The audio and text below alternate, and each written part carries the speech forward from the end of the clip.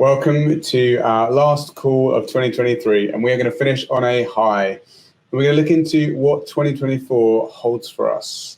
Now, I know there's going to be lots of year aheads that you'll get sent in your email, but, and this is a big but, if you read any this year, there is only one that you need to read, and that is David's. There's 83 pages of pure alpha. Has a great summary at the start for those short on time. And if you want to skip from section to section, just based on what you're interested in, that's very easy to do. So today we're going to run through that. And if you want to download it, just scan the QR code. If you're listening on podcast, the link is in your show notes. And you can take a look at his year ahead. Fantastic bedtime reading, fantastic morning reading, fantastic lunchtime reading. You just need to read it. So lastly, before we get into it, please don't forget to rate and subscribe so you get an update on our podcast for all of 2024 and going forwards. Right, let's get right into it. David, welcome. So David, no doubt you're super happy to have that out and published. I'm sure it's a labor of love, maybe a bit more love than labor, but yeah, how do you feel? Oh, I feel super happy that it's done. This is probably the biggest report we have to get out all year, and it takes us weeks, if not months, to get it done. Amazing. Well, I certainly enjoyed reading it, and thank you for the sneak preview.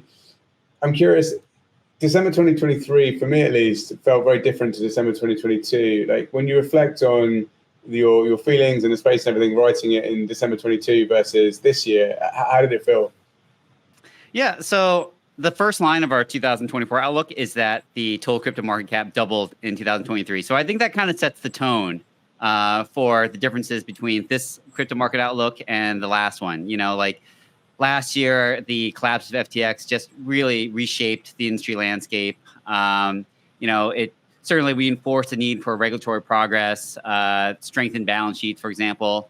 And, you know, all of us were thinking about counterparty risk and all these kind of factors. And of course, that's still important. Absolutely. But closing 2024, you know, it feels very different. You know, we have a lot more clarity on the macro picture, the regulatory trajectory, even though it's still uncertain. It's a lot more clear than it was a year ago. You know, the Fed right now is signaling this pivot from hikes to cuts. There's a potential economic slowdown on the horizon, one that we kind of expected in 2023, which, you know, I think a lot of people got wrong, but didn't necessarily materialize because of fiscal spending. Right now, progress on ETFs in the US, huge market catalyst. So I just think that overall, like, you know, 2023, that outlook was just a lot more speculative because there's so many unknowns. We didn't know about what rates we're going to do. We didn't know what some of the endogenous crypto trends were going to be like. Right now, instead, you know, all the predictions that we're making are anchored on established trends. The macro side, it's disinflation. On the crypto side, institutional flows to Bitcoin. And I just think the bar is now higher for evaluating business models and governance in 2024 than it was in 2023 because of all that happened. So I just feel like 2024 is like mapping out the next phase of a confirmed market cycle, whereas 2023, which is like grappling with these huge uncertainties. 100%. I think one asset I want to start with that certainly embodied a lot of those struggles was Solana. Jan 1st, 23 was trading below $10, now trading over 73. So had an incredible performance. And it's certainly one that's getting a lot of mind share with investors, both traditional and more crypto native. How are you thinking about Solana into 2024? So I think that the catalysts for these things are always hard to kind of pinpoint, right? Like I tend to think that what we saw in the initial run-up of Solana this year tend to be more of a function of what was going on in Bitcoin and a lot of crypto native players actually moving down the risk curve. So, you know, some who maybe didn't capitalize fully on the Bitcoin opportunity and said, well, we need to capture alpha somewhere. Let's kind of roll down the curve. And then, you know, the fundamentals kind of got filled in along the way. But I think Solana is a super interesting one because there are a lot of things where I feel like the developers have been looking at the roadmap for other layer ones and kind of saying like, that's great. Let's kind of borrow that, kind of make this an application friendly environment. And you really see that in some of the development. So with next year coming, like Firedancer, a new client kind of coming online, changes made in Solana Labs, like version 1.16 client. I think all these things are really kind of shaping Solana's fundamentals and actually creating a lot of organic activity on the network. Yeah, you know, I'd agree with that. I think Solana really is the surprise of 2023, at least for me. And it seems like the momentum is likely to continue into 2024. We have what David just ran us through. And then, we have the Solana phone that's sold out in the US. And yes, it was likely sold out because there was the bonk arbitrage where, you received an airdrop that was in excess of the cost of the phone. But nevertheless, that will get people, using the network, possibly using Helium, which is, why we've seen that token take off. So I think there are definitely, a lot of good things for that ecosystem. Yeah, I think Helium give subscribers 30 days free for anyone that buys the phone, and also it's sold out in the UK now as well. So it's certainly seeing a lot of traction throughout. David, curious, like to Greg's point there, like he mentioned Helium, a DEPIN project. Like, how are you thinking about that ecosystem and other projects around that ecosystem? Yeah, I think activity on Solana is an interesting point because I do feel that some of the drivers for the activity on the network have been more people kind of farming for airdrops. I'll be quite honest with you. And it's very reminiscent of some of the things we saw in 2021, like Avalanche Rush, for example, or other things. And that does in part kind of make me wonder how sticky some of that activity can be. But you're also seeing a lot more like applications that could develop into something fairly useful with a good kind of network base. So we're kind of watching this, but I would love to kind of get Greg's take on, we're hearing from more clients about, people who missed out on Solana, thinking that from an institutional perspective, is there a place for Solana to kind of start overtaking ETH? And that I'm not as certain about. Yeah, I think that's going to be tough, given Solana's been called out as a security by the SEC. Until that's settled, I would expect, institutional flows into that token to be, light at best. ETH, on the other hand, has been sort of ignored this year, as a lot of the institutions have focused on Bitcoin because of the ETF timeline. And then, as you said, a lot of the crypto native folks have moved out the risk curve into Solanas and the AVAXs and whatnot. ETH to me seems rather under-owned, and I think could surprise to the upside in 2024 as the institutions, get their allocation to Bitcoin and then, look at what else is out there. And we know that it's possible that an ETH ETF, follows the Bitcoin. Yeah, I like that. And this is not my idea. I think someone came to me with this, and I thought it was kind of prudent. Someone said that from an institutional perspective, if you miss an ETH rally, that can literally be a career risk, right? Like if, ETH appreciates and you're benchmarked to it, you can't explain to your investors why you didn't have ETH. Whereas if you're looking for the next big thing for institutions who might be moving down the risk curve, if maybe they missold, they have other options. But you can't really miss the huge kind of opportunity that ETH presents, especially when you have something like a BlackRock spot ETH ETF application on the horizon, for example. Yeah, I think that's definitely right. I definitely share the sentiment with regards to ETH versus BTC. It's definitely been a BTC-led market this year, and as we do see the news start to evolve into kind of focusing on ETH ETFs, we would definitely expect that to mean revert. I'm curious, David, modular versus monolithic, that's kind of one of the great debates at the moment that, to be honest, we've had for many years, but it's starting to be louder, I would say, now that Solana has kind of recovered a little bit and is starting to see traction in other parts of the chain. So I'm curious, how do you think about that? Yeah, so many things coalesced this year to kind of make that argument or make that debate even louder. I don't think it's going to be resolved anytime soon, by the way. I think we're going to keep having this, and I don't know if there's necessarily going to be a winner at the end of all things. But certainly we saw like the layer twos kind of really making a big impact here. Celestia, I think when they went mainnet, really kind of put more kind of emphasis on data availability and kind of the layers between like consensus, settlement, execution. So I think, the modular thesis has kind of affirmed. But also keep in mind that we built so much infrastructure over the last 2 years during the crypto winter that a lot of mindset has kind of pivoted away from just thinking about the layer ones and the where the stuff is sitting onto the applications and the use cases. And because of that, that also feeds into how we think about modular versus integrator or monolithic, because, what is the better development environment for people? Like, should it be one where they don't have to make a lot of choices, which kind of supports the integrated idea better, because then they can just say, like, you know what, I just want to come in and I want to build?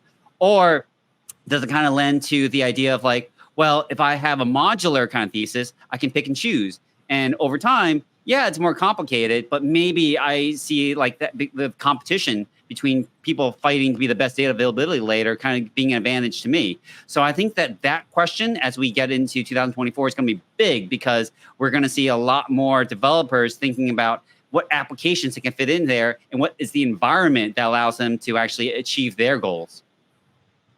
Yeah, I think that's totally right. I guess what's been interesting this year is we've seen DEPIN really pick up towards the end of the year.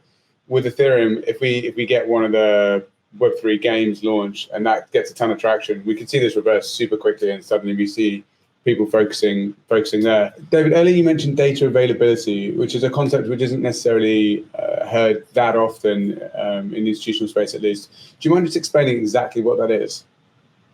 Yeah, and I got to be mindful that I use these kind of buzzwords sometimes, and it's not always the most.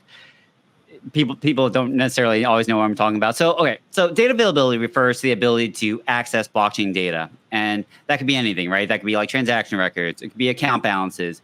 You need to kind of know the contract state over time, for example. So all data availability kind of refers to is, it's not the data itself, but it's making sure that information can actually be accessible, even, let's say, if like some nodes in the network just went offline.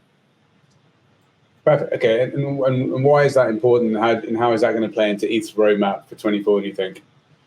So I mean, it is the core of like what kind of we're talking about when we're talking about the blockchains and networks. What do we think about when we think about what distinguishes a blockchain from how we have things in like Web 2.0, for example? We want things to be decentralized. We want there to be trustless kind of participation, for example. So, just to kind of give you a small example, like with data availability, like you need to have participants who can independently verify transaction histories and contract states without having to run like a third party kind of archivist, for example. So data availability actually ensures that you can maintain that level of trustlessness in the network. Interesting. And what are some of the projects that are important when it comes to data availability or DA? So probably the two biggest ones for me right now are EigenDA, which is going to be coming online in 2024. They're one of the like AVSs that I think EigenLayer is going to, I think, if not the first, one of the first like AVSs that EigenLayer is going to support. And then, of course, Celestia, which launched in 2023. And that's been a big one because that's been built with the SDK coming from Cosmos. And they're one of like the big places that people can actually rely on. And, it's been a super interesting one for actually kind of promoting the modular thesis. David, while we're on the topic of ETH, there's been a lot of talk about potential ETH ETF in 2024. Also been talk about a potential staking within that ETF or within an ETH ETF. What are your thoughts there? Is that something that's possible? How might that work? So I think that, come Q3, which is, I think, around the timeline of when we'll probably see when a lot of these spot ETH ETFs potentially materialize if it's approved. I think we probably in the first instance won't see staking embedded in that, just because there are just these outstanding impediments to actually incorporating staking into ETF workflows. Like it's anything from like, honestly, legal ambiguity. There are still kind of concerns about withdrawal periods, which could be resolved through liquid staking and other things. But then you have to think about custody, tax counting. Until these issuers are able to kind of reckon with those problems, I just don't think we're going to see staking. What will be interesting to see is whether there will be an opportunity to include staking ex post. So like maybe change the strategy like later on so that these ETFs can incorporate it. But I don't think it's going to happen in the first round. Do you think that could possibly move the staking rate up? And I'm just sort of spitballing here, but if there was an ETH ETF that got large enough and none of that ETH was staked, sort of the amount of ETH that's staked would presumably come down. Transaction, so long as transaction volume stayed the same or rose, I would expect the yield to those stakers to increase. But, does that math make sense to you? Yeah, I mean, this is a hugely important question that I think the Ethereum community is trying to reckon with right now. I mean, there's the first question, which is just overall, what should be the equilibrium staking, or I should say reward rate on Ethereum, for example. And I should differentiate that from the staking rate because that gets confused with the staking ratio. But the staking, the reward rate itself. But what materializes in a world where staking gets incorporated into an ETF, for example, because potentially demand really increases significantly in that case. And we're already seeing that the Ethereum community is trying to adapt to that. There's a proposal inside of the Cancun fork, for example, that would throttle the churn rate so that you would only allow like 8 validators to become active every epoch instead of 13, which is a dynamic number, but that's the current number that it is right now, which wouldn't really impact anything in the short term because right now the churn rates, we're actually seeing only 3 new kind of validators every turn. But still, I think the concern is that if it gets too high, this is a problem for consensus. This is a problem for finality and achieving liveness on the network. So really, we're going to need to see some kind of solution to that. Maybe they're going to need to actually change the maximum stake that people can have from 32 to maybe 2,048. So keep the minimum at 32, but increase the maximum. Or maybe there's just going to need to be a hard cap on there from right now we have around 800,000, 880,000, kind of validators. Maybe there needs to be a hard cap at 1 million. Who knows? I think that's something that we're going to have to see in the next few months, a few years. David, outside of the ETF, what other catalysts are you looking forward to in 24 for Ethereum? I think that's a good question. The Cancun fork or the Dencun fork, however you want to call it, I'm expecting that's going to be in Q1. Very likely it's going to be February 2024, right? And what does that do? What does that give us, David? Yeah, so Cancun fork is an important change, but it really kind of centers on something called proto-danksharding, so EIP 48444. And proto-danksharding probably won't change the economics of ETH in the same way we saw with the merge or the Shanghai fork, for example. And the merge, of course, changed Ethereum from proof of work to a proof of stake consensus mechanism. Huge change in terms of how miners would be moved over to validators and the rewards kind of getting paid there. The Shanghai fork, then enabling validators to kind of exit their positions. So also, again, fairly meaningful. I don't think we're going to have the same conversation with regards to proto-danksharding, because really proto-danksharding really affects the layer 2s, right? So layer 2 fees are going to go down by 2 to 10x. And that's because a new data type being called blobs are going to be added on to each block. So the block space is going to be increased. This is temporary block space that gets kind of destroyed after a few weeks. So I think that it's going to change things as far as the execution layers on the L2s. But I think that where maybe there could be some kind of meaningful economic impact is kind of what I was referring to with the change in the churn limit. I think that could actually affect yields because, as we know, the more validators kind of that get on there, the yields kind of come down. By slowing the pace at which validators can kind of come online and become active, I think that we can maybe make the yields a little bit more stable. But again, I don't think that's going to be something that will affect us very near term. It really requires a catalyst like the ETF we're kind of talking about, more validators kind of coming online, maybe restaking. I think these are things that could potentially make that churn limit kind of affect the dynamics in terms of the tokenomics of ETH. Interesting. And sticking on ETFs there and moving to Bitcoin, the market is expecting an ETF early in January. Hopefully we have a good day one launch and kind of week one launch.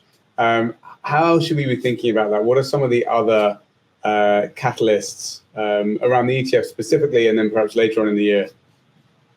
Yeah, I think with the Bitcoin ETF, most people are thinking about only one side of the risks that are involved, and I think that there are we think about the tails.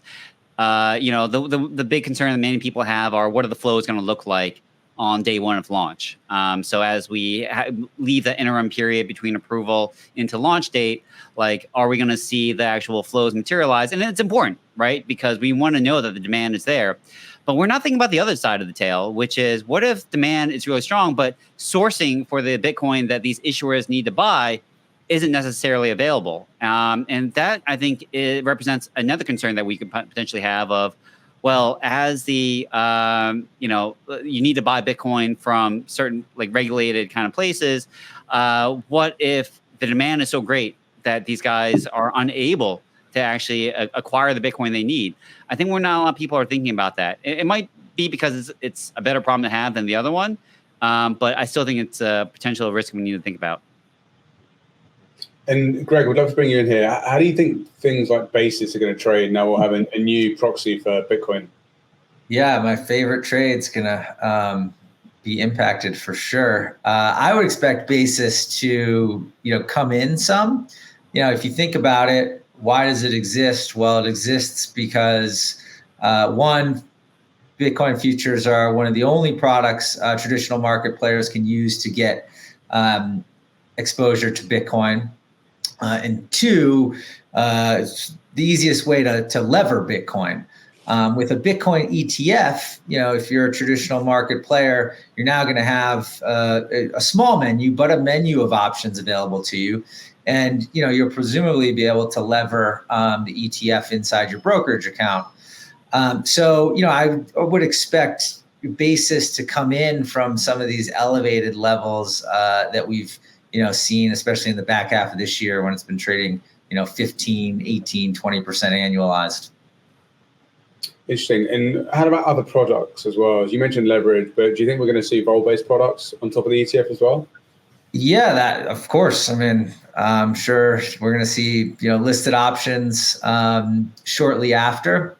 And I think that'll be really interesting because you're basically going to have two different vol markets. You're going to have the listed options that have the ETF as the underlying, and then you're going to have Deribit. Both of these vol markets are presumably going to have different participants, with the ETF options being mostly traditional market players, Deribit being mostly crypto native. So we'll have to see how these two markets converge.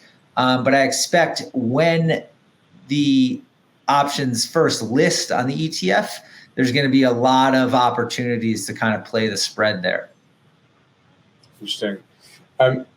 Now, George, we'd love to bring you in here. I know you were looking at some of the technicals around the moves recently. How are you looking at the market from a more technical perspective? Yes, I think obviously last week price action was pretty interesting, right? We did lose some momentum. Although if you look at the big picture, I can't disagree with what Dave and Greg were saying earlier that it is very hard not to get excited about crypto with the positive macro backdrop, cuts being priced pretty much across the world by central banks, the ETFs, the Bitcoin halving, obviously, and a lot of rotation into altcoins that remind me quite a bit of the bull market. But looking at some of the technicals, one thing that I was keeping an eye on in some of the major coins like Solana is divergences popping up in price versus RSIs. So essentially, as you lose momentum, you make higher highs in the price, but equally lower highs on the RSI, so relative strength index, which is a momentum indicator. And again, it's just one thing that you can look at, but sometimes it can be a good indicator for corrections to come. So that's something that I was looking at recently, which makes me, in the very short term at least, a little bit more cautious. And it kind of, I guess, also coincides with the flows that we've been seeing on the desk, where there has been more tactical profit taking in some of the major coins, I would say, over the last 2 weeks or so, which obviously nicely coincides with the price action in the broader market. Interesting. So George is a little more cautious moving into the ETF. We've had a bit of a Santa Claus rally, and we'll kind of see what happens come January. For Bitcoin, David, we also have the halving, and actually we'd love to hear from everybody here, because I think we have certain people that say the halving isn't such a big deal anymore, we shouldn't have to worry about it, and others which still think it's a really meaningful indicator. So maybe, Greg, let's start with you. How are you thinking about the halving? Yeah, I mean, I think it's going to be a big deal because people believe it to be a big deal. And it hasn't, in a lot of client conversations, we're obviously very focused on the ETF. I think when we get through the ETF, assuming we get through the ETF, the conversation will be what's next. And luckily we have the halving just a few months later. So I do think it'll continue to add to the positive narrative and momentum that token has. Nice. David, how about you? So my view is a little bit different. Like I think the halving is important in and of itself. And for anyone who doesn't know, like that's just going to lower the Bitcoin issuance rewards from 6 1/4 to like 3 1/8 Bitcoin. But I think that, the way it's been cast as just like this direct catalyst for driving bull runs in the crypto space, I think the causality is actually a lot less precise than some people kind of mean to interpret. Like my view is that the halving's like underlying significance, it's really in its ability to like raise media attention around what makes Bitcoin unique, right? And that's its fixed disinflationary supply schedule. Obviously, it's got a maximum supply of 21 million Bitcoin. And it's not necessarily, you don't play it in the way you would play commodities like gold. And I think people don't really understand that. Like for things like gold, for example, if you wanted to mine more gold because gold prices are going up, it's hard, but you can do it. You can theoretically apply more resources, get more gold. And you can't do that with Bitcoin. Like there are preset block rewards. There is a difficulty adjustment mechanism here.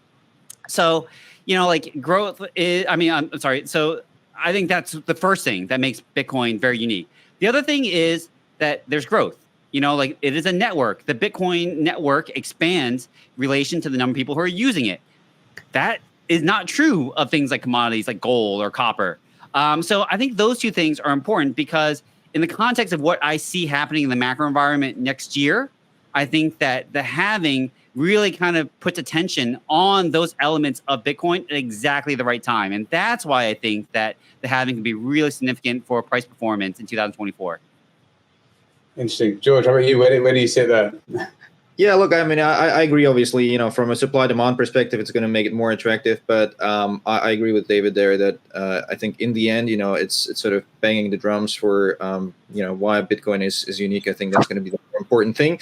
The other thing is, as you guys discussed earlier, obviously, once the ETF happens in a couple of weeks, right? The question is going to be, what is the sort of looking at it from an attention economy point of view, right? What is the market going to focus on next?